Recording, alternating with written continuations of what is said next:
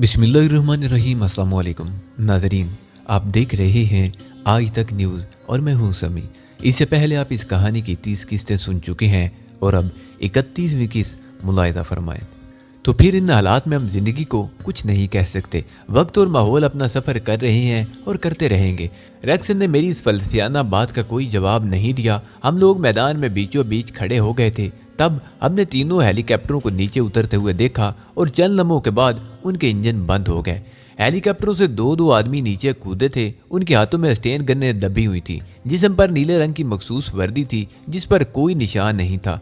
उनके चेहरे खासे खौफनाक नजर आ रहे थे। यूरोपियन नस्ल के लोग थे। वो आहिस्ता आहिस्ता आगे बढ़ते हुए हमारे नज़दीक पहुंच गए। उन्होंने हमें स्टेन गन्नों की जद में ले लिया। हमने हाथ पहले ही बुलंद कर रखे थे, इसलिए उन्हें हमसे कुछ कहने की ज़रूरत पेश नहीं आई। फिर उनमें से दो आदमियों ने अपनी स्टेन गन्नें कांधों पर लटकाई और वो रस्सियां सामने कर लीं जिन्हें वो हेलीकॉप्टरों से उतार कर लाए थे। वो नायलॉन की मजबूत रस्सियां थीं। हमें हाथ पुष्ट पर करने के लिए कहा गया और एक एक करके तमाम अफराद को कस लिया गया। हम गिरफ्तार हो चुके थे। इस काम से फारिग होने के बाद उन्होंने हमें हेलीकॉप्टरों की तरफ चलने का इशारा किया। चार अफराद दो हेलीकॉप्टरों में बिठा दिए गए और बाकी लोगों को इंतजार करने के लिए कहा गया। जैक्सन, फ्रेड, रेक्सन और मैग एक हेलीकॉप्टर में रवाना हो चुके थे। दोनों एयर होस्टेसों मिस्टर हाइकर और मुरना को दूसरे हेलीकॉप्टर में ले जाया गया था। बाकी दो आदमी एक हेलीकॉप्टर के साथ ही हमारी निगरानी पर मामूर रहे। इस दौरान में किसी ने कोई बातचीत नहीं की। वो लोग भी खामोशी से हम पर निगाहें जमाए स्टेन गन्नें सीधी किए खड़े रहे। वैसी शक्लों से मैंने अंदाजा लगा लिया था कि वो यूरोपीय बाशिंदे थे, लेकिन मुमकिन था यहूदी हों। मेरे ज़हन में इसके सिवा और कोई बात नहीं आ रही थी। मैं मुतजस्सिस था और मालूम करना चाहता था कि यह सारा खेल क्या है। हेलीकॉप्टर तकरीबन 20 मिनट के बाद वापस आए। इस बार बाकी तमाम लोगों को तीनों हेलीकॉप्टरों में बिठा लिया गया। अब कोई कैदी बाकी नहीं रहा था। हम सब लोग उस नामालूम मंजिल की जानिब चल पड़े थे जहां हमारे बाद साथी पहुंच चुके थे। और ये नामालूम मंजिल बर्फीले पहाड़ों के इस तवील व अरीज सिलसिले के दूसरी जानिब एक सरसब्ज़ व शादाब वादी में थी जिसका इस बर्फानी इलाके में तसव्वुर भी नहीं किया जा सकता था। लहलहाती हुई वादी में एक बड़ी सी झील नजर आ रही थी और उसके इतराफ बेशुमार खैमे लगे हुए थे। यकीनन ये कोई आरजी छावनी थी, लेकिन ये सब कौन लोग थे और ये जगह कौन सी थी, इसका तयन अभी तक नहीं किया जा सकता था। सफ़ेद खैमों के दूसरी जानिब लकड़ी के मखसूस किस्म के बैरक्स बने हुए थे, उसी अंदाज के जिनमें फौजियों या फिर कैदियों को रखा जाता है। मैंने उनके बारे में यही अंदाज़ा लगाया कि ये सब दूसरी जंग अजीम के बाद के निशानात हैं जो इत्तेहादी नाज़ी इन वीरानों में छोड़ गए थे। कुछ लोगों ने इन तमाम चीज़ों को इंतहाई खूबसूरती से इस्तेमाल किया है। वो छोटा सा रनवे जिस पर उस तैयारे को उतारने की कोशिश की गई थी, उसके बाद कैबिनों का वो सिलसिला जो बुलंदियों और उसके बाद ढलवानों पर था, और फिर सरसब्ज़ व शादाब वादी में ये बैरक्स। मुमकिन है सन 1939 से लेकर सन 1945 तक ये बैरकें आबाद ही हों। मुमकिन है यहाँ जंगी कैदी रखे जाते रहे हों और यहाँ की खूनी दास्तानें न जाने कहाँ कहाँ फैली हुई हों। कौन कौन इन वीरानों में मौत का शिकार हुआ हो और अब ये वीराने न जाने किस भयानक मकसद के तहत इस्तेमाल किए जा रहे हों। हेलीकॉप्टर एक जगह पर उतर गए और बहुत से आदमी हमारी जानिब दौड़ पड़े। ये सब भी नीली वर्दियों में मलबूस थे। इन वर्दियों के बारे में कोई राय कायम नहीं की जा सकती थी। बस आम सी वर्दियां थी और इन पर कोई ऐसा निशान नहीं था जो इन लोगों की शिनाख्त बन सकता था।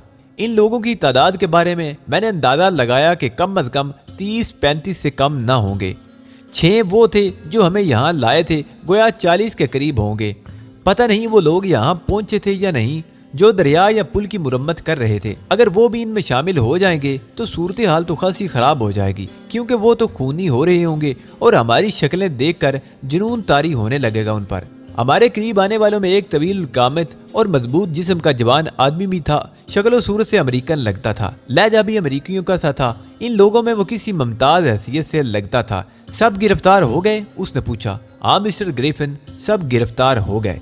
मेरा मतलब है जो थे। हमें गिरफ्तार करके लाने वालों में से एक ने कहा। फायरिंग की थी इन पर? जी हाँ, इनके पास स्टेन गन्नें थी जिनसे इन्होंने हेलीकॉप्टरों पर फायर किए थे। स्टेन गन्नें? वो हैरत से बोला। वो कहाँ से आ गई? हमारे आदमियों को हलाक करके हासिल की गई थी, उस शख्स ने जवाब दिया। उस शख्स ने हमें बारी बारी घूरते हुए कहा। उसकी आंखों से खून झलक रहा था, सख्त गुस्सेदार, खतरनाक लगता था। फिर उसने गर्राती हुई आवाज में पूछा, तुम में से फ्रेड कौन है? किसी ने कोई जवाब न दिया तो वो एक कदम आगे बढ़ आया। तुम्हारा लीडर कौन है? मिस्टर यकीन करो, हमारा कोई गिरोह नहीं। हम सब एक तबाहशुदा जहाज के मजलूम मुसाफिर हैं जो जिंदगी बचाने की फिक्र में सरगर्दा हैं। उस शख्स ने रैक्सन का गिरेबान पकड़ लिया और बेपनाह कुव्वत का मुजाहरा करते हुए उसे एक हाथ पर झुका लिया। रैक्सन खुद भी खासा भारी इंसान था, लेकिन तवील कामत ग्रैफिन के चौड़े पंजे और ताकतवर कलाई में वो किसी खिलौने की मानद लटक गया था। कौन है लीडर? उसने चिल्ला कर पूछा। मैं हूं, मैं ही हूं, रैक्सन ने जवाब दिया और ग्रैफिन ने उसे जमीन पर उछाल दिया। रैक्सन नीचे गिर पड़ा और फिर खुद को संभालता हुआ खड़ा हो गया। तुम जो कोई भी हो, तुम्हें हमारे साथ ये सलूक नहीं करना चाहिए। हम तुम्हारे कैदी हैं और हमारे हाथ भी पुश्त पर बंधे हुए हैं, इसलिए तुम्हारा ये सलूक हमारे साथ गैर इंसानी है। तुम्हें ये नहीं करना चाहिए। हूँ गैर इंसानी? आओ मैं तुम्हें इंसान बना दूं। इसे ले आओ, उसने पलटते हुए कहा और चंद आदमी रैक्सन को कॉलर से पकड़कर घसीटते हुए आगे ले गए। मैं परेशान हो गया। रैक्सन की यह हरकत मेरे लिए सख्त ताज्जुब खेज थी। उसने ऐसे मौके पर अपने आप को लीडर जाहिर करके सारी जिम्मेदारियां अपने सर ले ली थी, जबकि हम उन लोगों के हाथ आ चुके थे। कोई भी लम्हा हमारे लिए मौत का आखिरी लम्हा साबित हो सकता था। रैक्सन की इस कुर्बानी ने हम पर बहुत बुरा असर किया था। हम उसके जज्बे को महसूस कर चुके थे जो उस वक्त उसके सीने में मौजूद था। जाहिर है जहाज के तमाम मुसाफिर ही खतरनाक करार नहीं दिए जा सकते थे। खुद को लीडर जाहिर करके रैक्सन ने वो तमाम कसर पूरी कर दी थी जो अब तक बाकी रह गई थी। उसने दौरान सफर हम लोगों के लिए कोई कारहाय नमाया अंजाम नहीं दिए थे, लेकिन इस वक्त उसने अपनी जान की बाजी लगाकर हम सब की जिंदगियां बचाने की कोशिश की। माइकल, फ्रेड, जैक्सन एक दूसरे की शक्ल देखने लगे। तमाम मुसाफिर खुश होंठों पर जबान फेर रहे थे। एक दूसरे शख्स ने हमें इन बैरकों की तरफ धकेलना शुरू कर दिया जो कुछ फासले पर थी। वहां जाते हुए हमारे हाथ नहीं खोले गए थे। लकड़ी की ये बोसीदा बैरकें जिन पर खपरेल की छत पड़ी हुई थी बदबूदार थी। अंदर गंदगी और गलाजत के ढेर लगे हुए थे। औरतों की हालत खराब होने लगी। मुरना के जब्त के बंधन टूट गए। अंदर दाखिल होते ही वो चीख चीख कर रोने लगी। मिस्टर हाइकर बुत की माने साकत व जामन उसे देख रहे थे। उनमें अब भी कोई तब्दीली नहीं हुई थी। किसी ने मोरना को खामोश करने की कोशिश नहीं की। दिलासा भी दिया जाता तो किन अल्फाज में। वो रोती रही। बैरक का दरवाजा बंद हो चुका था। अंदर की सख्त बदबू दिमाग खराब किए दे रही थी, लेकिन मजबूरी थी, कोई कुछ नहीं कर सकता था। काफी देर तक तो बोलने की हिम्मत भी ना हो सकी। मुंह खोलना सख्त वैशनाक लग रहा था, लेकिन आहिस्ता आहिस्ता इंसान हर माहौल का आदी हो ही जाता है। माइकल ने न जाने कब से रोकी हुई सांस हल्क से खारिज की और मैं उसकी तरफ देखने लगा। कब तक बात नहीं करेंगे अली? कहो माइकल। आप भी उदास हैं अली? हरगिज नहीं, यकीन करो, मैंने सख्त लहजे में कहा। सूरत हाल तो बेहद परेशान कुन है, हाँ, लेकिन परेशानी हमें कुछ दे नहीं सकेगी। सूरत हाल हमारी तवक्को के बरअक्स नहीं थी। जब तक इन लोगों के हाथों से बचते रहे और अब उनके शिकंजे में आप फंसे हैं, तो फिर यूं समझ लो कि जिस तरह हमने इनके आदमियों को हलाक किया है वो भी हमें नहीं छोड़ेंगे। ओ मिस्टर अली, बराए करम इन लोगों के सामने ये बात ना कहें। माइकल खौफजदा अंदाज में बोला। जैक्सन और फ्रेड हंसने लगे। नहीं मिस्टर माइकल, अब हम लोग भी इतने बुज़दिल नहीं हैं, फ्रेड ने कहा। मैं तुम्हारी बात नहीं कर रहा हूँ फ्रेड। बिलाशुबा तुम लोगों के साथ जो वक्त गुजरा है अगर जिंदा रहे तो सारी उम्र याद रहेगा। मैं नहीं जानता कि मरने के बाद क्या कुछ होता है। आज तक सिर्फ सोचता ही आया था कि मौत क्या चीज़ है और इंसान किस तरह जिंदगी के पीछे भागता रहता है, लेकिन मौत को इतने करीब से देखकर ये एहसास होने लगा है कि जिंदगी बेहद हसीन होती है। माइकल ने कहा। बहरहाल फिक्र करने की जरूरत नहीं। वैसे उस शख्स ने इस वक्त हम सब पर सबकत हासिल कर लिया है। मैंने कहा। किसने? फ्रेड बोला। मैं रैक्सन की बात कर रहा हूँ। ये खामोश तबे शख्स शुरू ही से नरम तबीयत का है। उसने हमारे साथ हमेशा ताउन किया, हरचंद कि उसने खुद आगे बढ़कर कोई कदम नहीं उठाया, लेकिन शायद तुम लोगों को इस बात का एहसास हो कि वो कहीं भी हमसे पीछे नहीं रहा। यानी जो काम भी हमने उसके सपुर्द किया वो उसने पूरा किया। इस वक्त उसने इतनी बड़ी कुर्बानी देकर अपने लिए एक अहम मकाम बना लिया है। हाँ, इसमें कोई शक नहीं। न जाने वो जालिम उसके साथ क्या सलूक करें, मगर ये लोग हैं कौन? कुछ अंदाजा तो हो मिस्टर अली। मैं अब भी कुछ नहीं कह सकता, मैंने जवाब दिया। मेरी एक राय है उनके बारे में। माइकल बोला। क्या? कम अज कम वो शख्स जो इनका लीडर नजर आता है अमरीकी लगता है। वैसे अभी इस बात के इम्कानात है मिस्टर अली कि वो लोग सिर्फ अपने दुश्मन को तलाश करें और बाकी लोगों के साथ संग दिलाना सलूक ना करें। हाँ, इसमें कोई शक नहीं। मुमकिन है कुछ लोगों के साथ रियायत की जाए, लेकिन मामला वही है, वो हम सभी को कत्ल नगरी में मुलव्वस करने की कोशिश करेगा। लीडर की बात कर रहे हैं? हाँ, خدا جانے کیا ہوتا ہے، میرا خیال ہے اب تک تو ریکسن کو قتل بھی کر دیا گیا ہوگا، مائیکل نے کہا۔ اس کے بعد خاموشی چھا گئی۔ مورنا کی سسکیاں اب بھی سنائی دے رہی تھی۔ دونوں ایئر ہوسٹس اس کے پاس پہنچ گئی تھی اور آہستہ آہستہ اس سے کچھ کہہ رہی تھی۔ مائیکل نے آواز لگائی، مس مورنا، براہ کرم ہمت سے کام لیں۔ کچھ آپ کو اندازہ ہے کہ آپ کی یہ سسکیاں دوسرے لوگوں کا دل چھوٹا کر دیں گی۔ ہم جس طرح اب تک حالات کا مقابلہ کرتے چلے آئے ہیں، ہمیں آئندہ بھی اسی طرح حوصلہ بلند رکھنا ہوگا۔ میں مرنا نہیں چاہتی، میں مرنا نہیں چاہتی۔ مورنا بے اختیار بلک پڑی۔ ہم میں سے کوئی بھی مرنا نہیں چاہتا مس مورنا، لیکن موت کسی کو نہیں چھوڑتی۔ آج نہ صحیح 10 سال بعد، 20 سال بعد یا پھر 50 سال بعد ہمیں موت کا شکار ہونا ہی پڑے گا، جب ایک ایسی چیز جو کسی نہ کسی وقت ہم تک پہنچنے ہی والی ہے اور ہمیں معلوم ہے کہ اس کے وقت کا تعین نہیں کیا جا سکتا اور وہ ہمارے سامنے موجود ہے، تو پھر اس سے خوفزدہ کیوں ہوا جائے؟ جب بھی اس کے قدم ہم تک پہنچ جائیں، ہمیں اس کے استقبال کے لیے تیار رہنا چاہیے۔ مائیکل کی ان باتوں سے مورنا کی کسی قدر تسلی ہوئی اور اس کی سسکیاں آہستہ آہستہ رک گئیں۔ نہ جانے کیا وقت ہو گیا تھا، شام بڑھتی چلی آ رہی تھی۔ بیرکس میں اندھیرا بڑھتا چلا جا رہا تھا۔ اس میں کوئی روشن دان بھی نہیں تھا جس سے باہر دیکھا جا سکتا تھا۔ انتہائی منحوس جگہ تھی۔ اگر اس میں وہ جھریاں بھی نہ ہوتی جو تختوں کے سوکھ کر مڑ جانے سے پیدا ہو گئی تھی، تو شاید ہوا کا کوئی جھونکا بھی اندر نہ آتا۔ قیدی گھٹن کا شکار ہو کر دم توڑ چکے ہوتے۔ پھر شاید رات ہوگی، نہ جانے کون سا پہر تھا۔ ہم سب بیرک کے فرش پر اکڑو بیٹھے ہوئے تھے کہ یکبارگی روشنی کا طوفان اندر گھس آیا۔ یہ بڑی بڑی سرچ لائٹیں تھیں جو کچھ لوگوں کے ہاتھوں میں تھی۔ دھندلکے میں کچھ افراد نظر آ رہے تھے۔ یہ سب کے سب اسٹین گنوں سے مسلح تھے اور لمبے لمبے کوٹ پہنے ہوئے تھے۔ باہر سردی اچھی خاصی تھی جو بیرک کے اندر معلوم نہیں ہوتی تھی۔ بس کبھی کبھی سرد ہوا کے جھونکے اندر آ جاتے تھے تو جسموں میں کپ کپی دوڑ جاتی تھی، لیکن آنے والے جب دروازہ کھول کر اندر داخل ہوئے تو سردی کا ایک ریلا بھی اندر آ گیا تھا۔ ہمارے جسم کپ کپانے لگے، لیکن سردی سے زیادہ ہم پر ان کی دہشت طاری تھی۔ ان میں سے ایک نے کرخت لہجے میں کہا، کھڑے ہو جاؤ، سب کھڑے ہو جاؤ۔ ہم سب لرزتے کانپتے کسی نہ کسی طرح کھڑے ہو گئے۔ چلو ایک ایک کر کے باہر نکلو اور اس بات کو سن لو کہ تمہارے دونوں طرف اسٹین گنیں لگی ہوئی ہیں۔ اگر کسی نے ادھر ادھر جنبش کرنے کی کوشش کی تو بے دریغ موت کا شکار ہو جائے گا۔ ایک ایک کر کے آؤ، ایک ایک کر کے۔ سب سے پہلے میک باہر نکلا۔ اس کی حالت سب سے زیادہ خراب تھی۔ چہرے کا رنگ اڑا ہوا تھا اور یوں لگتا تھا جیسے چند قدم چل کر ہی جان دے دے گا۔ اس کے پیچھے مورنا مسٹر ہائیکر کو سنبھالے ہوئے باہر نکلی اور پھر ہم سب ایک ایک کر کے باہر نکل آئے۔ باہر تقریباً 15 افراد تھے جو سب مسلح تھے۔ ہماری ایک قطار بنا دی گئی اور ہم ان کے ساتھ خیموں کی جانب بڑھنے لگے۔ یہ خیمے جھیل کے کنارے لگے ہوئے تھے۔ جھیل کی طرف سے آنے والی یخ بستہ ہوائیں بدن کو ٹھنڈا کیے دے رہی تھی۔ ایک بہت بڑے خیمے میں جہاں تیز روشنی ہو رہی تھی اور باہر غالباً 500 پر سرچ لائٹیں باندھ کر جنریٹر سے انہیں روشن کر دیا گیا تھا، ہمیں لے جایا گیا۔ سامنے جو منظر نظر آیا اسے دیکھ کر کم از کم میری آنکھیں تو تعجب سے پھیل گئی تھی۔ 2 آدمی ایک بڑی سی میز کے گرد بیٹھے ہوئے تھے۔ ان دونوں نے سردی سے بچاؤ کا مناسب بندوبست کر رکھا تھا۔ بڑے بڑے بالوں والی لمبی ٹوپیاں ان کے سروں پر تھیں جن سے ان کے کان بھی ڈھکے ہوئے تھے۔ چہرے صاف نظر نہیں آ رہے تھے۔ گریفن نامی شخص جس نے ریکسن کو گریبان سے پکڑ کر زمین سے اٹھا لیا تھا، غالباً اب اس کی حیثیت پہلے سے گھٹ گئی تھی کیونکہ وہ بھی کچھ دبا سا نظر آ رہا تھا۔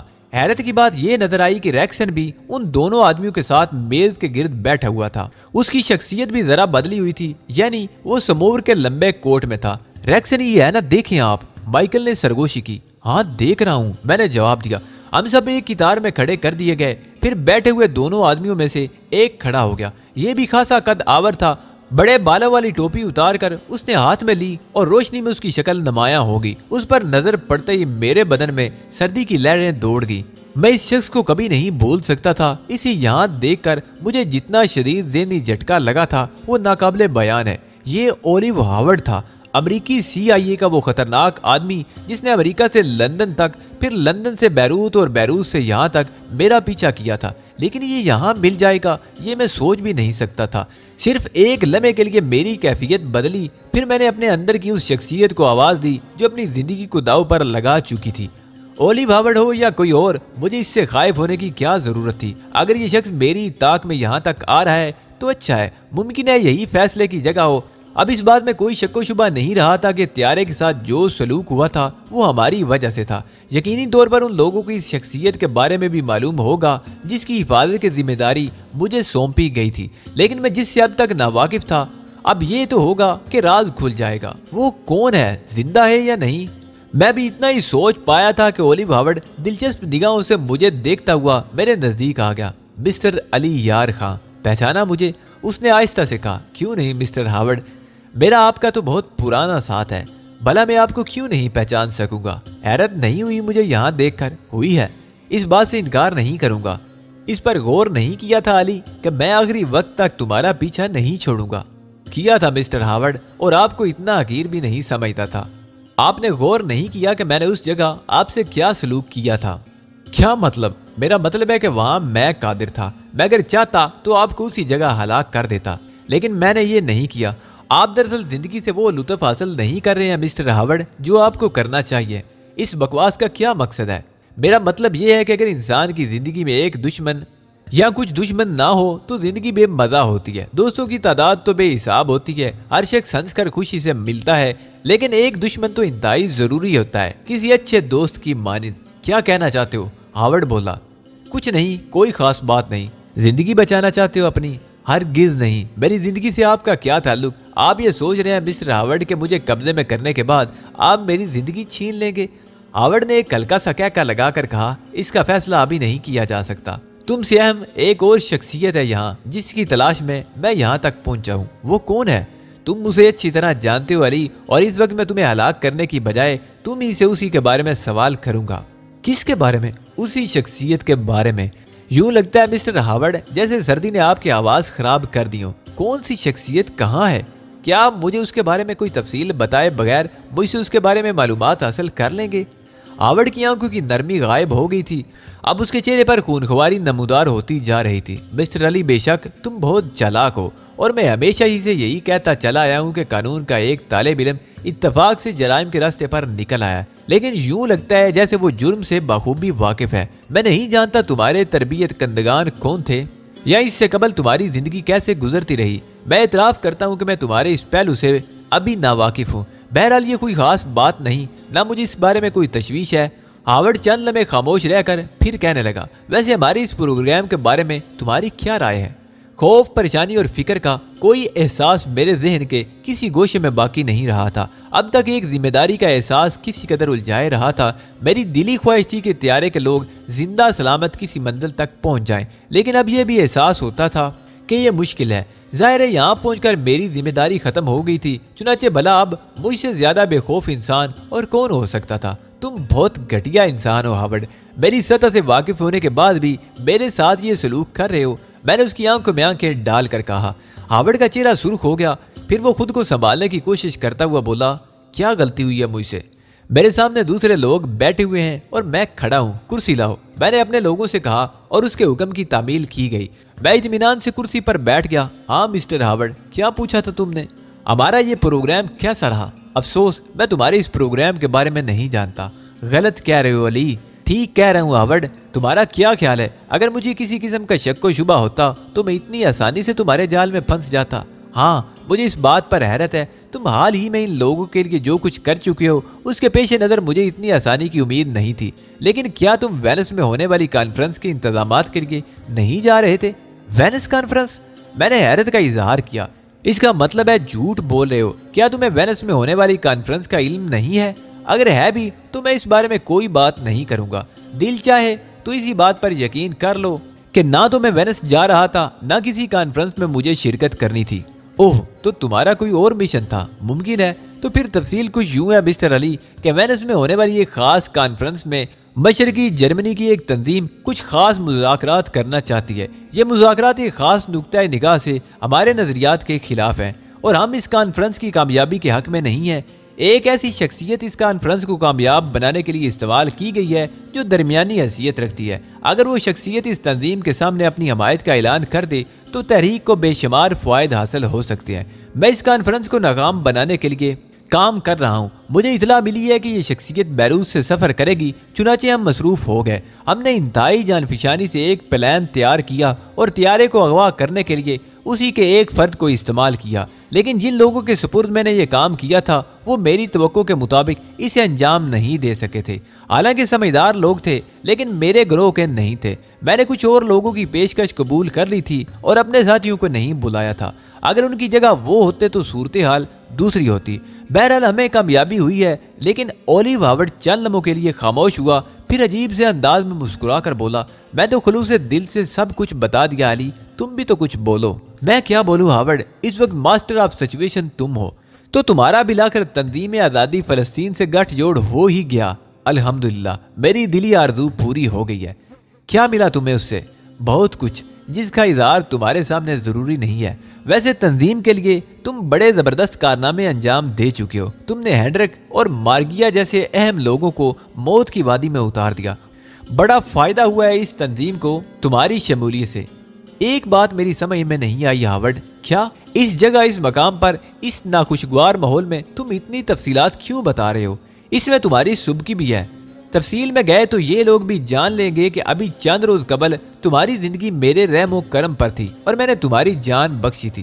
ہاں میرے دوست تم سے واقف ہونا چاہتے تھے، میں تم سے ان کا تعارف نہیں کراؤں گا، لیکن یقین کرو تمہارے بارے میں معلوم ہوا تو خود مجھے بھی سخت حیرت ہوئی۔ میں نے ان سے کہا کہ ہمارے لوگوں کی ناکامی اور تباہی کی وجہ سمجھ میں آ گئی۔ اس پر ان لوگوں نے، خاص کر میرے عزیز مسٹر ریکسن نے، جن کا اصل نام پاپ اینڈ آرگس ہے، شدید حیرت کا اظہار کیا۔ انہوں نے تمہارے بارے میں تفصیلات پوچھی۔ میں نے جب انہیں تمہارے بارے میں بتایا تو یہ حیران رہ گئے اور انہوں نے تم سے ملاقات کی خواہش ظاہر کی۔ ہاں یہ حقیقت ہے میرے دوستوں کہ کچھ عرصہ قبل ایسی سچویشن آ گئی تھی کہ میری زندگی مسٹر علی کے ہاتھ میں تھی۔ یہ اگر چاہتے تو مجھے قتل کر سکتے تھے، لیکن انہوں نے ایسا نہیں کیا، اور مسٹر علی اس کے جواب میں بھی تمہیں قتل نہیں کروں گا، البتہ گرفتار کر کے امریکی یہودیوں کے سامنے پیش کرنا میری ڈیوٹی ہے، اور میں اپنی ڈیوٹی سے کبھی انحراف نہیں کر سکتا۔ ضرور، لیکن بہت سی باتیں میرے ذہن میں بھی رہ گئی ہیں مسٹر ہاورڈ۔ میں نے کہا، ہاں ہم لوگ تفصیلی گفتگو کرنے کے موڈ میں ہیں۔ میں زیادہ وقت تمہارے ساتھ نہیں رہوں گا علی۔ تمہیں دیکھنے کے شوق میں چلا آیا، اور پھر یہ بھی معلوم کرنا تھا کہ اب تک ان لوگوں کی ناکامی کی کیا وجہ ہے۔ بہرکیف تم پوچھو کیا پوچھنا چاہتے ہو۔ یہ سب کچھ کیا ہے، کیوں ہے مسٹر ہاورڈ؟ کیا مطلب؟ میں تمہیں بتا چکا ہوں کہ اس مشن سے میرا کوئی تعلق نہیں۔ میں ایک دوسرے مقصد سے یہ سفر کر رہا تھا، اور ظاہر ہے اس کے بارے میں تمہیں نہیں بتاؤں گا۔ یہ سب کچھ ہنگامہ جو درمیان میں پیش آیا میری توقع کے خلاف ہے۔ میں یقین تو نہیں کر سکتا مسٹر علی، تاہم تم مصر ہو تو اتنا کہہ دوں کہ تمہیں اس کانفرنس کے بارے میں تو بتا ہی چکا ہوں۔ وہ کانفرنس کامیاب نہیں ہونی چاہیے، کیونکہ اس سے تنظیم کو جو فائدہ حاصل ہوگا وہ ہمارے دوستوں کے حق میں نہیں ہے، اور ہم اپنے دوستوں کے حقوق کا تحفظ کر رہے ہیں۔ میں تمہیں اس شخصیت کا بھی بتا چکا ہوں جو اگر اس کانفرنس میں شریک ہو گئی تو تنظیمی مقاصد کی کامیابی کے امکانات روشن ہیں۔ چنانچہ ہم نے راستے ہی میں اس شخصیت کو اغوا کر کے قتل کرنے کا منصوبہ بنا لیا، لیکن بدقسمتی یہ تھی کہ ہمیں اس کے بارے میں تفصیلات مہیا نہیں ہو رہی تھی۔ جہاں سے ہمیں اس کی نشاندہی ہوئی تھی وہاں بھی اس کے بارے میں مکمل طور پر معلومات حاصل نہیں تھی، لہذا جس قدر معلومات ہمیں حاصل تھی ان کی بنا پر یہ اندازہ قائم کر لیا کہ وہ شخصیت اسی فلائٹ سے سفر کرے گی۔ اس جہاز کے پائلٹ کو ہم نے ساتھ ملا لیا۔ ہمارے کچھ آدمیوں نے اس طیارے سے سفر بھی کیا، ان میں سر فہرست تم مسٹر ریکسن کو کہہ سکتے ہو۔ ریکسن ہمارے محکمہ خاص کی ایک اہم رکن ہے۔ ان کے ساتھ 2 افراد اور بھی تھے جو طیارے کے حادثے کا شکار ہو گئے۔ مسٹر ریکسن کا کہنا ہے کہ وہ خود بھی اتفاقیہ طور پر زندہ بچ گئے۔ اس کے بعد انہوں نے اپنا کام باقاعدگی سے شروع کر دیا۔ مقصد اس مطلوبہ شخصیت کی تلاشی تھی۔ مسٹر ریکسن نے طیارے ہی میں فیصلہ کر لیا تھا کہ وہ شخصیت کون ہے۔ وہ زندہ سلامت طیارے سے باہر نکلے تو انہیں یہ دیکھ کر مسرت ہوئی کہ وہ شخصیت بھی زندہ ہے۔ مسٹر علی، تم نے جو کچھ کہا ہے مسٹر ریکسن کے بیان کے مطابق اس کی تردید بھی ہو جاتی ہے۔ مثلا میں نے دھڑکتے دل سے پوچھا، اس انکشاف سے مجھ پر ایک سنسنی سی طاری تھی کہ وہ شخصیت ریکسن کی نگاہ میں ہے۔ مجھے بھی یہ احساس ہو رہا تھا کہ میں ریکسن کو اس سلسلے میں ہلکے ہلکے ٹچ دے چکا ہوں۔ کچھ گزری ہوئی باتیں مجھے یاد آنے لگی اور اسی وجہ سے میرے بدن میں سنسنی دوڑ رہی تھی۔ مثلا مسٹر علی، میرا خیال ہے بلکہ جو باتیں مسٹر ریکسن نے مجھے بتائی ہیں ان کے مطابق یوں لگتا ہے جیسے تم خود بھی اس شخصیت سے ناواقف تھے اور اس کا کھوج لگا رہے تھے۔ شاید تمہیں مسٹر ریکسن پر بھی شک تھا کہ ممکن ہے مسٹر ریکسن ہی وہ شخصیت ہو۔ میں نے ریکسن کی جانب دیکھا، وہ مسکرا رہا تھا، پھر اس نے درمیان میں دخل دیتے ہوئے کہا، لیکن مسٹر ہاورڈ، بعد میں مسٹر علی کا یہ شک دور ہو گیا تھا۔ میں نے خود بھی اس سلسلے میں مسٹر علی کو الجھائے رکھا تھا، لیکن ایک رات کو میں نے دیکھا کہ مسٹر علی مسٹر ہائیکر پر خصوصی توجہ دے رہے تھے اور مسٹر ہائیکر کی سیکرٹری مس مورنا سے ان کے خاصے مراسم بڑھ چکے ہیں۔ ریکسن کے ان الفاظ پر ایک بار پھر میرا دل دھڑک اٹھا تھا۔ اس کا مقصد ہے کہ میرا خیال درست تھا، یعنی مسٹر ہائیکر ہی وہ شخصیت تھی۔ میں خاموش رہا تو اولیو ہاورڈ نے مسکرا کر میری جانب دیکھا اور بولا، اس وقت مسٹر ریکسن صبر نہ کر سکے اور مسٹر ہائیکر کا نام لے دیا۔ تو مسٹر علی، تمہیں یہ معلوم ہے کہ مسٹر ہائیکر ہی وہ شخصیت ہے جو تمہاری تنظیم کے مفاد کے لیے وینس تک کا سفر کر رہی ہیں۔ میرے چہرے پر ایک حقارت امیز مسکراہٹ پھیل گئی، لیکن میں نے خود کو سنبھال لیا اور کہا، مسٹر ہاورڈ، تم جیسے ذہین آدمی سے میں اس بات کی توقع نہیں رکھتا۔ کیا تمہیں خود بھی احساس ہے کہ تمہارے الفاظ کس قدر بودے ہیں؟ ایک طرف تم کہتے ہو کہ میں اس شخصیت کے ساتھ سفر کر رہا تھا اور وینس میں ہونے والی کانفرنس سے کسی طرح میرا بھی واسطہ تھا۔ سب سے پہلے تو میں تم سے یہ سوال کروں گا مسٹر ہاورڈ کہ تم نے یہ کیسے یقین کر لیا کہ میرا تعلق کسی تنظیم سے ہے؟ کیا تم مجھے اس بات کا جواب دو گے؟ ہاں کیوں نہیں؟ طیارے کے اغوا کے وقت بلکہ اس کے بعد بھی تم جس طرح تنظیم کے افراد کے ساتھ گھل مل رہے تھے، اس سے یہ اندازہ بخوبی ہو جاتا تھا کہ تم انہی میں سے ایک ہو۔ تم امریکہ سے میرے پیچھے لگے ہوئے مسٹر ہاورڈ، کیا لندن سے روانگی کے وقت کوئی ایسی صورتحال تھی جس سے یہ اندازہ ہوتا کہ میرا تعلق کسی طور تنظیم سے قائم ہو چکا ہے؟ نہیں، میں اس کے بارے میں معلومات حاصل نہیں کر سکا، ہاورڈ نے اعتراف کیا۔ تم تو مجھے لندن میں تلاش کر رہے تھے، لندن پولیس کے ساتھ مل کر میری کھوج میں تھے۔ ہاں، اور میرے علم میں یہ بات بھی آ چکی تھی کہ لندن کی زیر زمین خفیہ تنظیموں سے بھی تمہارا تعلق قائم ہو چکا ہے۔ تو پھر تم نے یہ کیسے تصور کر لیا کہ میرا تعلق تنظیم آزادی فلسطین سے بھی ہو گیا؟ میری معلومات کو تم چیلنج نہیں کر سکتے مسٹر علی، ہاورڈ نے جواب دیا۔ چلو میں یہ بھی مان لوں کہ میرا تعلق تنظیم آزادی فلسطین سے ہو گیا ہے، تو مسٹر ہاورڈ اب اس بات پر آ جاؤ، کیا کسی ایسی شخصیت کے ساتھ سفر کرتے ہوئے میں اس سے اتنا ہی نا واقف رہتا جس کے تحفظ کی ذمہ داری میرے اوپر ہوتی؟ میں تنظیم کے لیے کام کر رہا ہوں اور وہ شخصیت بھی تنظیم کے مفاد کے لیے کام کر رہی ہے۔ میری اس سے اس قدر عدم واقفیت کیا عقل تسلیم کرتی ہے؟ ہاورڈ اپنا گال کھجانے لگا، اس کے چہرے پر الجھن کے آثار نظر آ رہے تھے۔ پھر اس نے گردن ہلاتے ہوئے کہا، در حقیقت یہ ایک الجھا ہوا سوال ہے جس کا جواب میں ابھی نہیں دے سکتا۔ بہرحال اس بات کا امکان بھی ہے کہ مسٹر ریکسن کو غلط فہمی ہوئی ہو اور تمہیں واقعی اس بارے میں معلومات نہ ہو، لیکن پھر تمہیں یہ بتانا ہوگا کہ تمہارا مشن کیا تھا۔ کیا یہ کسی طرح ممکن ہے مسٹر ہاورڈ؟ میں نے پوچھا اور ہاورڈ کے چہرے پر ایک بار پھر غصے کے آثار نظر آنے لگے۔ میں اسے ممکن بنا لوں گا مسٹر علی، اس نے جواب دیا۔ میں انتظار کروں گا، میں نے جواب دیا۔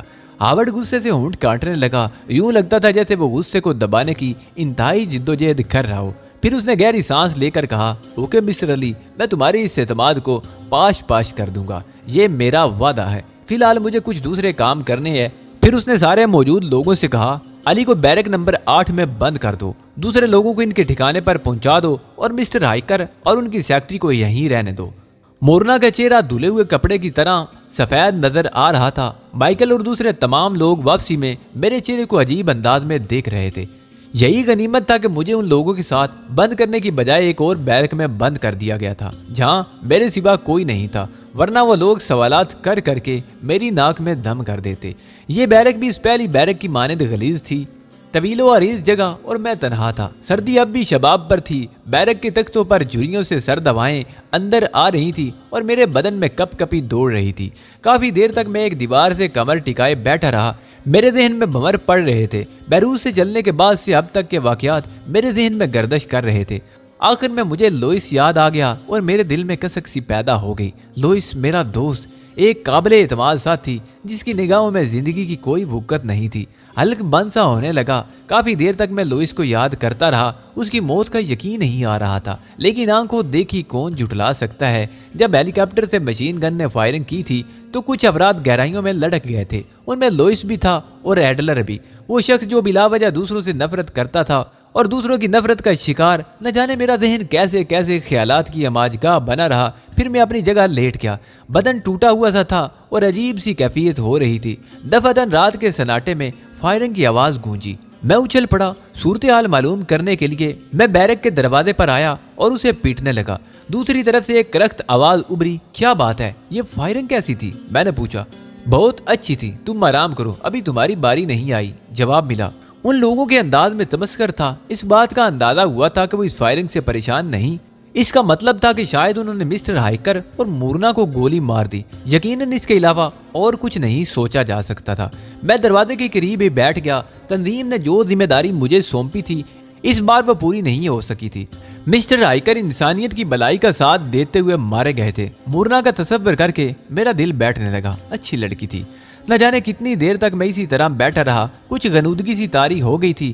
اچانک بیرک کے فرش کے ایک حصے سے آواز آئی اور میں چونک پڑا۔ میری متجسس نگاہیں چاروں طرف پھیل گئیں، مگر آواز کہاں سے آئی ہے؟ میں انتظار کر رہا تھا کہ دوسری بار آواز سنائی دی تو میں اسی کی سمت کا اندازہ لگانے لگا، لیکن اس کے بعد کافی دیر تک کوئی آواز سنائی نہیں دی۔ میں سوچ رہا تھا کہ شاید یہ سماعت کا وہم ہو۔ ذہن سخت منتشر تھا۔ کامیابی یا ناکامی تو تقدیر کے کھیل ہوتے ہیں، تاہم آج تک جو کچھ ہوتا رہا اس میں خاطر خواہ کامیابیاں حاصل ہوئیں۔ اولیو ہاورڈ نے بھی تو کافی میرے لیے پاپڑ بیلے ہیں۔ اگر اس کا دور آیا ہے تو تردد اور تعصب کس بات کا؟ بہتر یہ ہے کہ خود کو تقدیر کے رحم و کرم پر چھوڑ دوں۔ تقدیر خود ہی ان لوگوں کے چنگل سے نکلنے کا کوئی راستہ فراہم کر دے گی۔ ماضی پر نظر ڈالتا تو صاف نظر آتا کہ میرے دشمن بھی کم نہیں تھے۔ اولیو ہاورڈ صرف پیشہ ورانہ طور پر نہیں بلکہ اپنے وقار کی بقا کے لیے میرا تعاقب کر رہا تھا۔ اس نے میرے خلاف بھرپور کوششیں کی تھی، اب وہ ہمیشہ تو ناکام نہیں رہ سکتا تھا۔ طیارے کے ساتھیوں کی کردار یاد آتے تو بے کیفی سی طاری ہو جاتی۔ سارے کردار میری توقع سے بالکل مختلف نکلے اور بلا شبہ ان میں سے بعض کی پرکھ میں نے دھوکہ کھایا، لیکن اب یہ ساری باتیں بیکار تھیں۔ اب تو زندگی کے اس نئے سفر کے بارے میں سوچنا تھا۔ کافی غور و خوض کے بعد میں نے فیصلہ کیا کہ اولیو ہاورڈ کو یہاں بھی خوش نہیں ہونے دوں گا۔ اگر میری گرفتاری کے بعد وہ میرے چہرے پر مایوسی اور میرے انداز میں موت کا ڈر دیکھنا چاہتا ہے تو انشاءاللہ اس کے دل کی مراد پوری نہیں ہوگی۔ اگر مجھے تختہ دار پر بھی لے جایا گیا تو میں کہہ کر لگاتا ہوا پھانسی کا پھندا قبول کروں گا۔ ٹھیک ہے مسٹر ہاورڈ، تم مجھے اپنے یہودی دوستوں کے سامنے پیش کر کے سرخروئی حاصل کرنے کی کوشش کرو، میں انہیں اپنا رنگ دکھاؤں گا۔ ان احساسات نے مجھے سکون بخشا، سو اطمینان سے لیٹ کر میں نے آنکھیں بند کر لیں اور طائرے خیال کو آزاد چھوڑ دیا۔ خیال کی پرواز جذبوں کی معیت میں ایک حسین سرزمین پر پہنچ گئی اور ایک جانی پہچانی خوشبو سے ذہن معطر ہو گیا۔ لہلہاتے کھیتوں کی شادابی، الٹ مٹیاروں کی اٹکھیلیاں، بیلوں کے گلے میں بندھی ہوئی گھنٹیوں کی موسیقی، بانسری کی لے میں ہیر کی تان، یہ میرا وطن تھا۔ وطن عزیز، میں تجھے کچھ نہ دے سکا۔ اگر تقدیر میں یہ سب کچھ نہ ہوتا تو تعلیم مکمل کر کے تیری آغوش میں چلا آتا، تیری پاک مٹی میں خود کو سمو دیتا اور تیرے لیے اپنا رواں رواں وقف کر دیتا۔ لیکن میرے پاکستان دیار غیر میں تیرا ایک بیٹا تیرے نام کی سربلندی اور اسلام کی خاطر جان دے دے گا۔ جس وقت مجھے موت کی سزا دی جائے گی تو میں فخر سے گردن تان کر کہوں گا، میرے دشمنوں، اسلام کے دشمنوں، میں ایک پاکستانی، ایک مسلمان کسی ذاتی مفاد کی بنیاد پر کسی کے خلاف صف آرا نہیں ہوا تھا۔ میں اپنے وطن سے اپنے بھائیوں کے لیے ایک حقیر سا تحفہ تھا۔ میں اپنے سونے شہر قصور کی طرف سے اپنی زندگی کا ناچیز نذرانہ پیش کر رہا ہوں۔ میرے دوستوں، میرے ارض پاک کا یہ نذرانہ قبول کرو اور اطمینان رکھو، میرا مقدس وطن اور اس جگہ جہاں مسلمان بس رہے ہیں مجھ جیسے لوگوں کے نذرانے پیش کرتا رہے گا۔ میرے وطن کی زمین کی مٹی سے جنم لینے والے عزم و استقلال کے پیکر ہیں اور یہودیوں کے ناپاک عزائم کو ان فولادی انسانوں سے جگہ جگہ شکست کھانا ہوگی۔ خیال کی آنکھ دمکتے چہرے دیکھ رہی تھی کہ آواز پھر ابھری۔ یہ آواز پہلی آوازوں سے مختلف نہیں تھی۔ میں پھر چونکا۔ بیرک کی دیواروں کی مانند اس کا فرش بھی لکڑی کا تھا۔ آواز فرش سے ہی آئی تھی۔ میں اٹھ کر بیٹھ گیا۔ یہ فرش کو تھپ تھپانے کی آواز تھی۔ کوئی آہستہ آہستہ فرش کو تھپ تھپا رہا تھا۔ مجھے اس جگہ کا اندازہ لگانے میں دقت نہیں ہوئی جہاں سے آواز آ رہی تھی۔ میں جلدی سے اٹھ کر وہاں جا پہنچا اور گھٹنوں کے بل بیٹھ گیا۔ جواباً میں نے بھی فرش کو تھپ تھپایا تو رخنوں سے ایک آواز ابھری، اگر تم جاگ رہے ہو تو بات کرو۔ زبان انگریزی تھی۔ ہاں، میں جاگ رہا ہوں۔ تم کون ہو؟ دوست، کہاں ہو؟ قبر کی گہرائیوں میں۔ تمہیں یقیناً سردی لگ رہی ہوگی۔ کیا میں تمہیں سردی دور کرنے کا ایک بہترین نسخہ بتاؤں؟ میں سوچ میں پڑ گیا۔ اپنے اس قید خانے کے بارے میں مجھے کچھ معلوم نہیں تھا کہ کہاں ہے، کیا نام ہے اس جگہ کا، کس قسم کا ہے، دوسرے کتنے قیدی یہاں اور ان کا تعلق کس ملک یا خطے سے ہے۔ یہ ضروری نہیں تھا کہ دور دراز مقام پر جتنے قیدی ہیں وہ سب فلسطین سے تعلق رکھتے ہوں۔ پھر معاملہ خالصاً اسرائیل کا بھی نہیں تھا۔ اولیو ہاورڈ امریکی تھا۔ امریکہ کے اثر و رسوخ کے بارے میں کسی شک و شبے کی گنجائش سرے سے نہیں ہے۔ ہر چند کے بہت سے ممالک پر اس کی گرفت کمزور ہے۔ ہم جہاں تک اس کے ہاتھ پھیلے ہوئے ہیں وہاں وہ مکمل حاوی ہے۔ اتنا تو میں جانتا تھا کہ میں امریکہ میں نہیں ہوں، لیکن اولیو ہاورڈ جس طرح یہاں باثر نظر آ رہا تھا اس سے یہ اندازہ بخوبی ہو جاتا تھا کہ یہ جو کوئی بھی جگہ ہے یہاں اس کا مکمل کنٹرول ہے۔ اس کے ساتھ یہ اندازہ لگانا بھی مشکل نہیں تھا کہ یہ ایک باقاعدہ قید خانہ تھا۔ پتہ نہیں اطراف میں کوئی شہر موجود تھا یا نہیں۔ جن حالات میں قید ہو گیا تھا وہ بے حد تکلیف دہ تھے، خاص طور سے اس لیے کہ مجھے اس جگہ کے بارے میں کوئی علم نہیں تھا۔ اولیو ہاورڈ نے جو داستان سنی تھی اس پر غور کرتا تو بڑی سنسنی محسوس ہونے لگتی تھی۔ میں اپنی چال چل رہا تھا اور وہ اپنے انداز۔ یہ ہوتا تھا کہ اس بار وہ کامیاب ہو گیا، تنظیم کا مشن تو ادھورا ہی رہ گیا تھا اور میں اس کانفرنس کے لیے اس شخصیت کی حفاظت نہیں کر سکا تھا جو تنظیم کے حق میں تھی۔ اس سلسلے میں پہلے بھی غور کر چکا تھا اور اب بھی میرا خیال یہی تھا کہ اگر مجھ پر بھروسہ کیا جاتا اور اس شخصیت کے بارے میں تفصیلات بتا دی جاتی تو شاید صورتحال مختلف ہوتی۔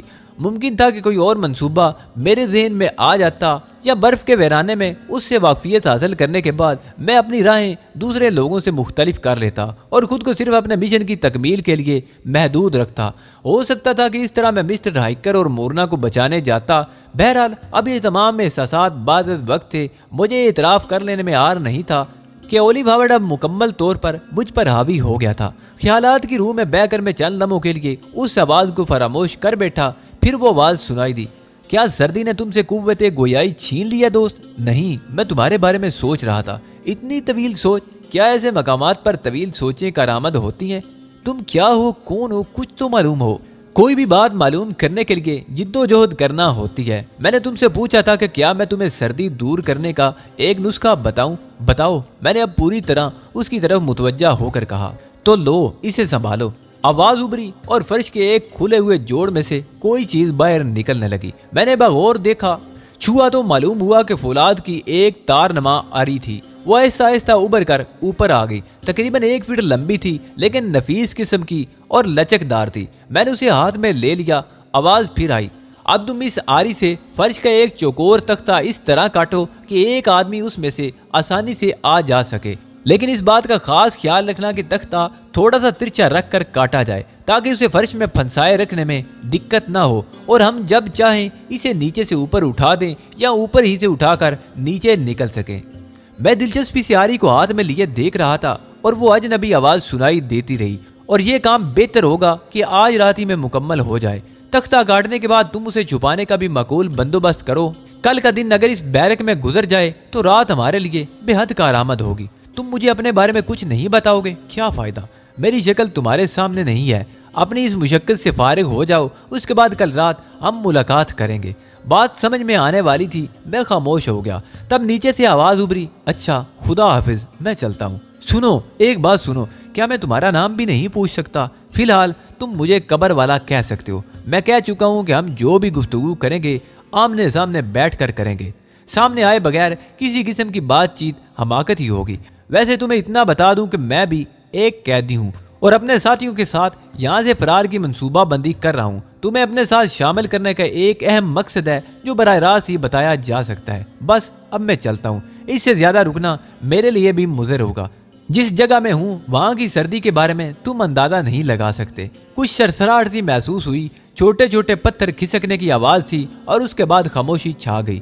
میں آری ہاتھ میں لیے اس جگہ کو بغور دیکھ رہا تھا اور میرے ذہن میں متعدد خیالات آ رہے تھے۔ اولیو ہاورڈ نے ہائیکر اور مورنا کو گولی مار کر ہلاک کر دیا ہے یا نہیں؟ باقی لوگوں کے ساتھ اس نے کیا سلوک کیا؟ درندہ صفت انسان جس قسم کی فطرت کا مالک تھا اس کا تجزیہ میں کر چکا تھا۔ یہ جگہ اس کے لیے جو کچھ بھی ہو، لیکن وہ یہاں زیادہ لوگوں کو پالنا پسند نہیں کرے گا۔ اس کا نشانہ صرف میں ہوں، چنانچہ باقی لوگوں کو اس نے گھاس کی طرح کاٹ کر پھینک دیا ہوگا۔ صرف مجھے اپنے قبضے میں لے کر اپنی قوت استعمال کرے گا۔ میری طرف سے اسے اطمینان تھا۔ کچھ دیر سوچنے کے بعد میں نے فیصلہ کیا کہ اپنے اس نادیدہ دوست کی ہدایت پر عمل کروں۔ ہر چند کہ یہ کام آسان نہیں تھا۔ بیرک کے فرش کے تختے ذرا بھی لچک نہیں رکھتے تھے۔ ان کو دیکھنے سے اندازہ ہوتا تھا کہ ان کی موٹائی بھی خاصی ہے۔ دیواروں کی لکڑیاں شاید کچھ ہلکی ہوں، لیکن فرش پوری طرح مضبوطی سے بنایا گیا تھا اور درختوں میں آری پھنسا کر ایک چوکور ٹکڑا کاٹنا آسان کام نہیں تھا۔ یہ بھی سچ تھا کہ جب میں نے آری کا استعمال شروع کیا تو رفتہ رفتہ سردی کا احساس کم ہونے لگا۔ آری رکھنے میں بار بار گھمانے سے میری انگلیاں زخمی ہو گئیں، لیکن میں ایک چھوٹا سا گول دائرہ بنانے میں کامیاب ہو گیا اور آری جب اس دائرے سے گھوم کر سیدھی ہوئی تو آسانی سے کام کرنے لگی۔ شاندار چیز تھی، لیکن اس کی کارکردگی بہت سست تھی۔ میں نے اس تختے کی موٹائی کا اندازہ لگایا تو پتا چلا کہ وہ تقریباً 4.5 انچ موٹا ہے۔ 4.5 انچ موٹے تختے کو تقریباً 2 فٹ لمبا کاٹنا آسان کام نہیں تھا، تاہم اپنے آپ کو مصروف رکھنے کا بہترین ذریعہ تھا۔ چنانچہ میں مصروف رہا، وقت کا اندازہ لگانا میں نے چھوڑ دیا تھا۔ اس بات کا بھی خیال رکھا تھا کہ لکڑی کاٹنے کی آواز سے زیادہ سرسراہٹ پیدا نہ ہو۔ یہ نہیں کہا جا سکتا تھا کہ بیرک کے باہر مسلح پہرے دار کتنے فاصلوں پر ہو۔ 2 فٹ لمبا تختہ کاٹنے کے لیے مجھے تقریباً 3 گھنٹے شدید محنت کرنا پڑی تھی، لیکن ابھی مزید 6 گھنٹے کی مشقت باقی تھی۔ اگر اسی رفتار سے تختہ کٹا تو شاید میں آج رات اس میں کامیاب نہ ہو سکوں۔ البتہ سردی کا احساس بالکل زائل ہو گیا تھا۔ تختے کافی چوڑے چوڑے تھے اور دوسرے رکھنے تک پہنچنے کے لیے تقریباً 4 فٹ مزید کٹائی باقی تھی۔ میں آری کو وہیں 2 فٹ کے دائرے میں گھمانے کی کوشش کرتا رہا۔ بڑا مشکل کام تھا، ذرا بھی اگر ہاتھ غلطی پر آ جاتا تو آری ٹوٹ سکتی تھی۔ تیز دھار ہونے کے باوجود وہ بہت نازک اور پتلی تھی۔ جب 2 فٹ کے قطر کا تختہ اپنی جگہ سے الگ ہوا تو صبح کی روشنی دیواروں کے رکھنوں سے پھوٹ کر اندر آ رہی تھی۔ تھوڑا سا کام باقی رہ گیا تھا۔ تختہ برائے نام فرش سے جڑا ہوا تھا۔ باہر قدموں کی آوازیں سنائی دینے لگی، کبھی کبھی بولنے کی آوازیں بھی آتی اور میں اپنا کام روک دیتا۔ میرا نادیدہ دوست دوسری رات مجھ سے ملنے کا وعدہ کر گیا تھا۔ میں نے بڑی احتیاط سے تختے کے خلاف کو برابر کیا، آری ایک محفوظ جگہ چھپا دی اور وہیں لیٹ گیا۔ ساری رات کی سخت جان خوشی سے بدن کا جوڑ جوڑ دکھ رہا تھا۔ نیند چونکہ ایک لمحے کو بھی نہیں ملی تھی، اس لیے آنکھوں میں جلن ہو رہی تھی۔ بہر صورت میں لیٹا رہا اور اس وقت چونکا جب بیرک کا دروازہ کھلنے کی آواز سنائی دی۔ اس کے ساتھ ہی اندر روشنی کی یلغار ہوئی۔ تیز روشنی نے میری آنکھیں بند کر دی تھی۔ غالباً یہ میرے لیے ناشتہ لانے والے تھے۔ کئی آدمی تھے۔ ایک نے آگے بڑھ کر کرخت لہجے میں کہا، اٹھ جاؤ، بہت دیر ہوئی، صبح ہو چکی ہے۔ میں نے آنکھیں پھاڑ پھاڑ کر اسے دیکھا۔ اس نے ایک ٹرے میرے سامنے رکھ دی تھی، اس میں چند کیک اور ایک چائے کا مگ رکھا ہوا تھا۔ ناشتہ کر لو، اس شخص نے اسی کرخت لہجے میں کہا اور واپسی کے لیے مڑ گیا۔ دروازہ پھر بند ہو گیا۔ چائے کے مگ سے ہلکی ہلکی بھاپ اٹھ رہی تھی۔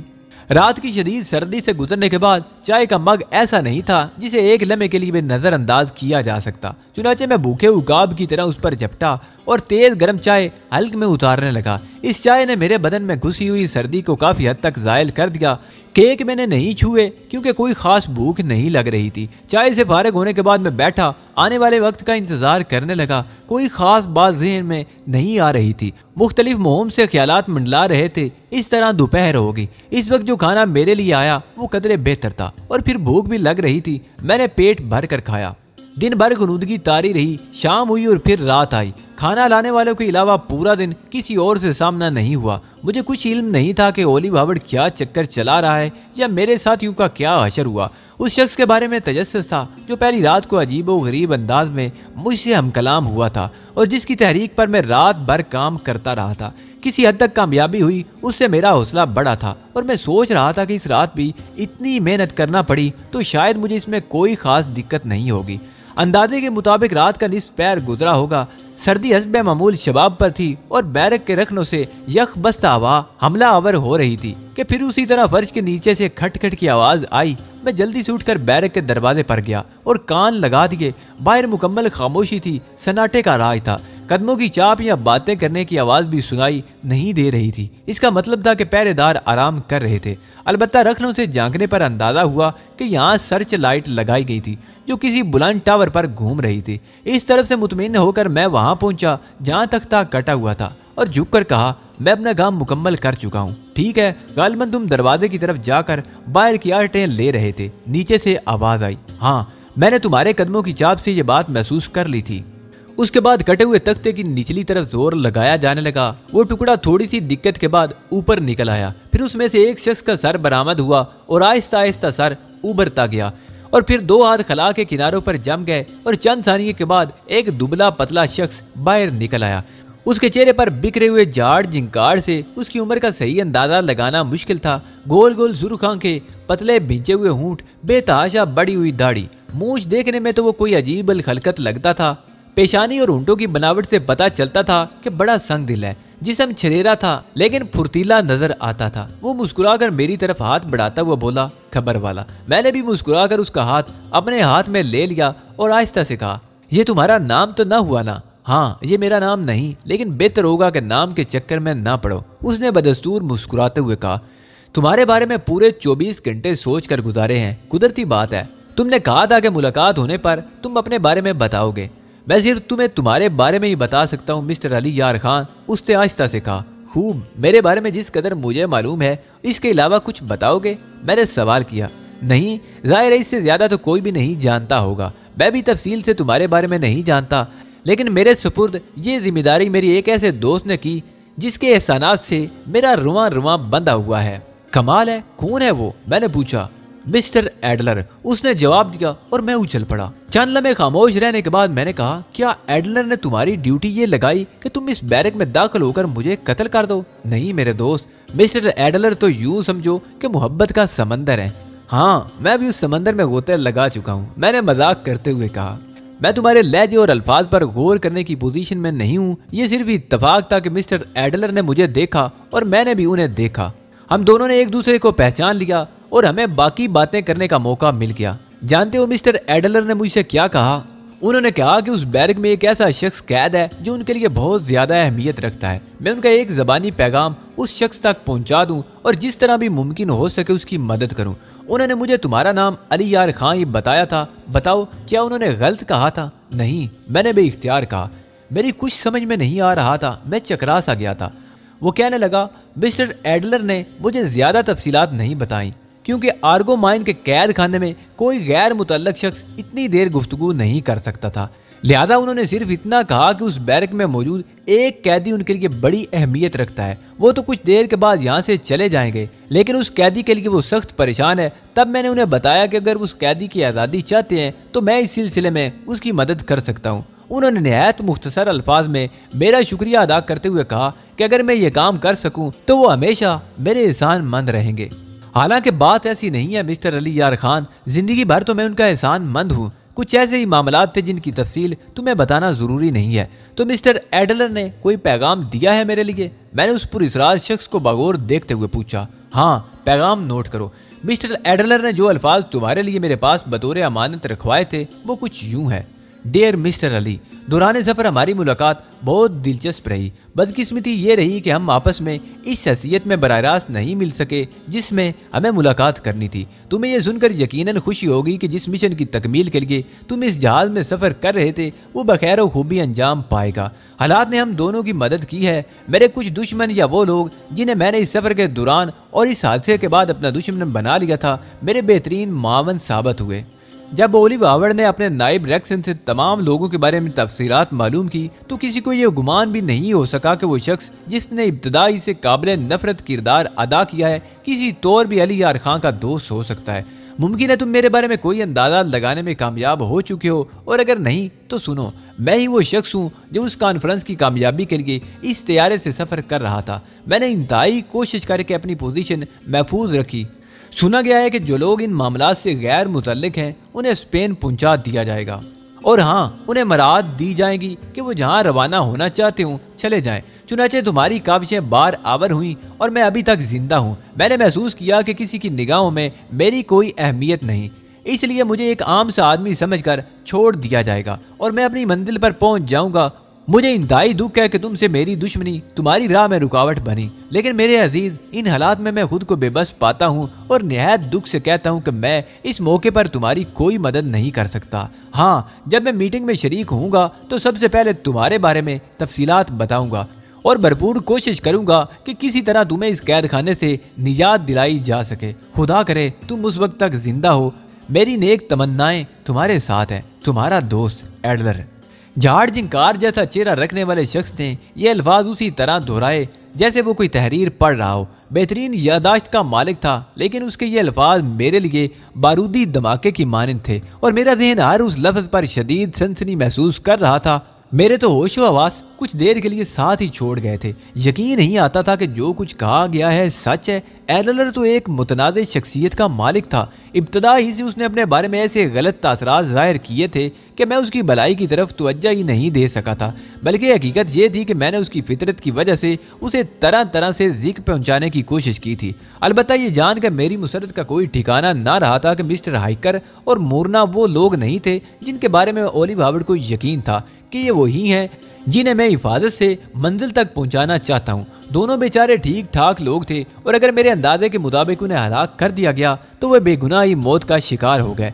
पूरी इसरार शख्स गौर से मेरी शक्ल देख रहा था, लेकिन उसके अंदाज में तशवीश की कोई बात नहीं थी। जैसा कि उसने कहा था कि वो सिर्फ इत्तफाकिया तौर पर ही मेरे लिए पैगाम रसां बन गया था, तो इस लिहाज से उस शख्स को मेरी कैफियत का भी कोई अंदाजा न हुआ होगा।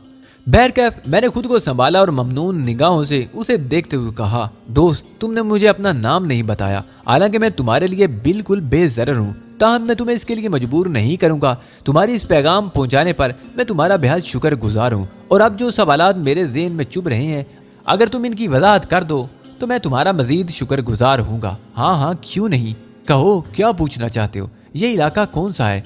आर्गो माइन कहलाता है, स्पेन का एक नवाई इलाका है। ये कैद खाना स्पेन की हुकूमत का है। ओह, तो इसका मतलब है कि हम लोग स्पेन में हैं। हाँ, तुम यहाँ किस सिलसिले में कैद हो? बेशुमार सिलसिले हैं, इस बात को जाने दो। तुम ये बताओ कि तुम्हारे लिए और क्या कर सकता हूँ मैं। अगर तुम सिगरेट के आदी हो तो मैं सिगरेट लाया हूँ। नहीं शुक्रिया, मैं सिगरेट नहीं पीता, पीना मुनासिब भी ना होगा। सिगरेट का पैकेट मेरे पास से बरामद होने से वो लोग मेरी तरफ से मशकूक हो जाएंगे। अब तुम मेरे दूसरे सवाल का जवाब दो, इस बैरक के नीचे क्या है? खला, बिल्कुल खला। बैरक का ये फर्श जमीन से तकरीबन 4 फुट ऊंचा है और उसके नीचे नहायत नाहमवार पत्थरों और झाड़ियों से पुरजमीन है। तुम यहाँ तक कैसे पहुंचे? क्या इस कैद खाने के इतराफ में सख्त पैरा नहीं है? आर्गो माइन के कैद खाने में खतरनाक तरीन कैदी रखे जाते हैं, वो जो सियासी होते हैं या वो जिनसे डर रहता है कि वो किसी भी लम्हे कोई खतरनाक हरकत कर सकते हैं, इसलिए यहाँ पैरा शदीद है। तो फिर तुम यहाँ कैसे पहुंचे?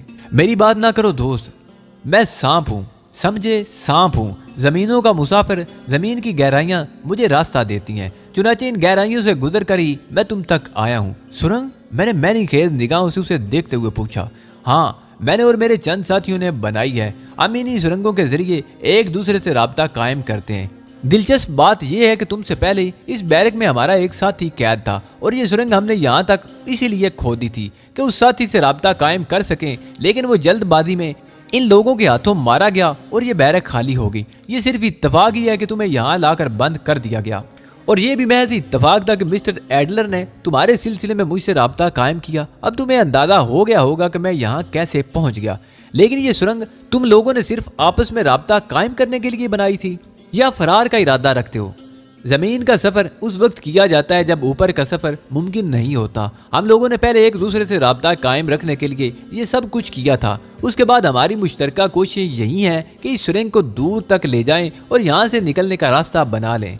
तुम्हारा ये काम भी नामुकम्मल है। हाँ, अब इसमें तकरीबन 2 या 3 हफ्ते मजीद लगेंगे। हम लोग एक जामे मंसूबे के तहत यहाँ से निकलना चाहते हैं, क्योंकि तुम इस कैद खाने की नोयत से वाकिफ नहीं हो। यहाँ एतराफ में हमें कहीं पनाह नहीं मिल सकती और ऐसे जराए नहीं हासिल हो सकते जो अंधाधुंध कैद खाने से भागने की सूरत में हमारे लिए कारआमद हो।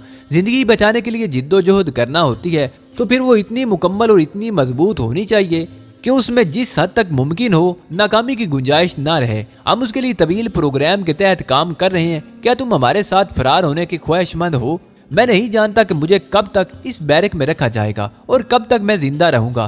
ताहम अगर तुम मुझे इजाज़त दो और कुछ तफसीलात बताओ, मैं तुमसे और तुम्हारे साथियों से राब्ता कायम रखूं। अभी नहीं, अभी तुम इस बैरक में नए हो। अगर मिस्टर एडलर की हदायत ना होती तो मैं किसी भी कीमत पर किसी नए आदमी को अपने बारे में ना बताता। मैंने तो अपने दूसरे साथियों तक को तुम्हारे बारे में तफसील नहीं बताई, वरना वो नाराज हो जाते, क्योंकि उनमें से किसी को तुमसे कोई दिलचस्पी नहीं है। मैं जानता हूँ, समझ रहा हूँ, लेकिन तुम मुझे भी अपने साथियों में शामिल कर लो। उन लोगों को तुम जिस तरह मुतमईन कर सकते हो करो। मैं हर तरह तुम्हारे साथ ताउन के लिए तैयार हूँ। तो इसका पहला मरहला यही है कि कोशिश करके खुद को इस बैरक में रखो। ऐसा कोई काम ना करो जिससे उन्हें यह जरूरत महसूस हो कि तुम्हें इस बैरक से हटा दिया जाए। इस शगाफ की मुकम्मल हिफाजत करो। इसकी मौजूदगी उन लोगों को होशियार कर सकती है। मुझे सुरंग की नोयत बताओ, क्या इस शगाफ से गुजरने के बाद बासानी सुरंग में दाखिल हुआ जा सकता है? नहीं, अब इतने अहमक नहीं। शगाफ के नीचे जमीन हमवार है, मतलब ये है कि जिस तरह वो थी वैसी ही है, बस एक खास जरिए से एक ढक्कन खोल लिया जाता है। लेकिन अभी तुम्हें इस बारे में मालूमात हासिल करने की जरूरत नहीं। मैंने अपनी जिंदगी दाव पर लगाकर मिस्टर एडलर के उस एहसान का बदला चुकाने की कोशिश की है जो उन्होंने मुझ पर किया था और जिसने मेरे दिलो दिमाग को बहुत ज्यादा मुतासर कर दिया था। لیکن تمہاری کوئی جلد بازی ہمارا پروگرام فیل کر سکتی ہے اور ہم سب کی زندگیاں خطرے میں ڈال سکتی ہے۔ میں وعدہ کرتا ہوں کہ تمہارے حکم کے بغیر کوئی کام نہیں کروں گا، یہی ہم سب کے حق میں بہتر ہوگا۔ اب مجھے اجازت دو، زیادہ دیر رکنا مناسب نہیں ہے۔ بہت بہت شکریہ میرے دوست، میں نے جواب دیا۔